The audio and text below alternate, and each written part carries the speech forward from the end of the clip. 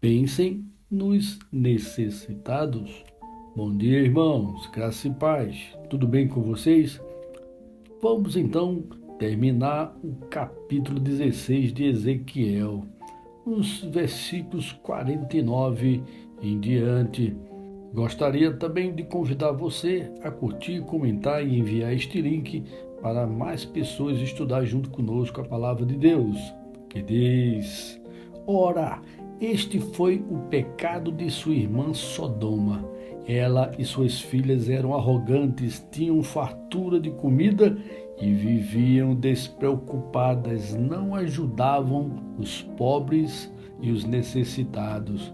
Eram altivas e cometeram práticas repugnantes diante de mim. Por isso eu me desfiz delas, conforme você viu. Contudo, eu me lembrarei da aliança que fiz com você nos dias da sua infância, e com você estabelecerei uma aliança eterna. Irmãos, estamos hoje finalizando o enorme capítulo 16 do livro de Ezequiel, em que, quando ouvimos falar a palavra Sodoma, nos faz lembrar de seus atos e transgressões sexuais. Contudo, Ezequiel aqui denuncia a cidade pelo seu materialismo e negligência para com os necessitados e os pobres.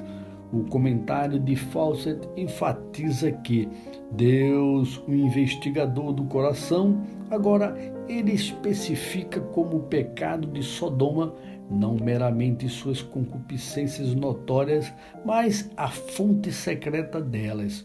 O orgulho, sempre cruel, mas agora arroga para si todas as coisas e despreza os irmãos, para cujas necessidades, portanto, não tem sentimento.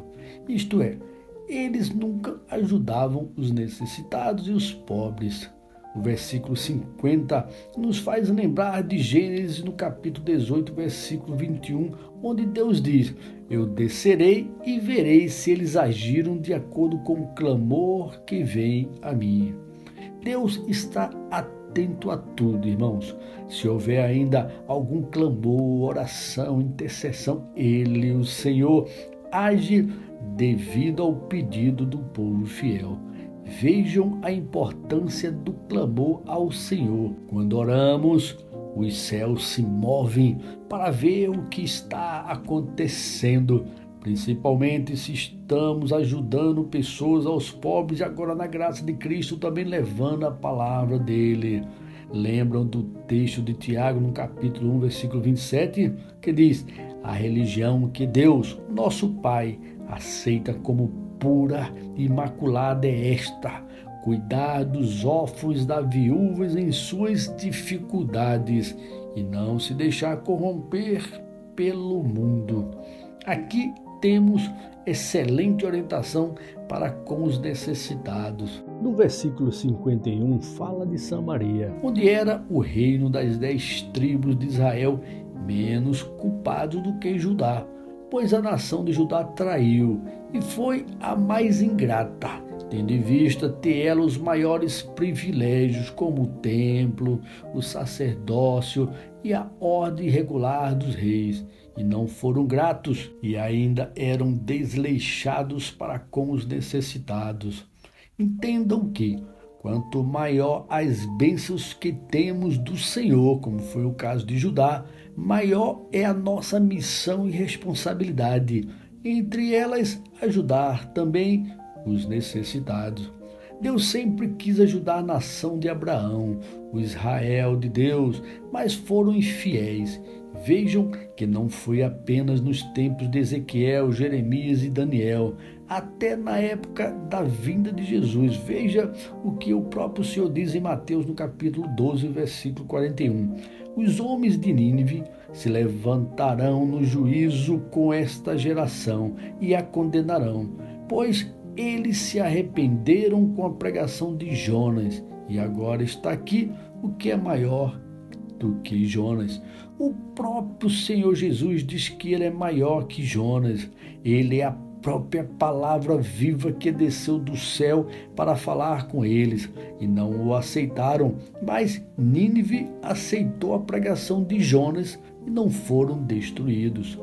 Jesus continua, no versículo 42, a rainha do sul se levantará no juízo com esta geração e a condenará, pois ela veio dos confins da terra para a sabedoria de Salomão. E agora está aqui o que é maior que Salomão. Jesus se identifica aqui maior que Salomão em tudo, em especial na sabedoria, no conhecimento. E as pessoas viam ouvi-lo, no caso de Salomão. Já com Jesus, não queriam o ouvir. Assim, amados irmãos, irmãs e ouvintes, a partir do versículo 60, o Senhor promete que renovaria a sua aliança com o povo de Jerusalém. Deus é sempre longânimo. Fawcett comenta que a promessa aqui surge inesperadamente como o sol das nuvens escuras.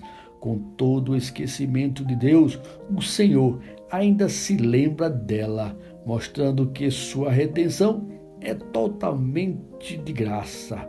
Deus primeiro renova o povo, irmãos, trazendo o remanescente, aqueles que permaneceram fiéis a Ele e a sua palavra.